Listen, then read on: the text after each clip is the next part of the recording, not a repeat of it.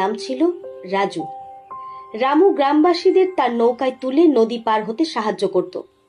কখনো রামু যাত্রী পেত, আবার কখনো পেত না, যার কারণে রামু তার পরিবার চালাতে বড় সমস্যার সম্মুখীন হতো। প্রতিদিনের মতো আজও রামু খালি হাতে বাড়ি ফিরছে। বউ, আজও আমার নৌকায় একজনও যাত্রী আসেনি, আমি 1 টাকাও আয় করিনি। আচ্ছা, এভাবে কি করে চলবে বলো তো?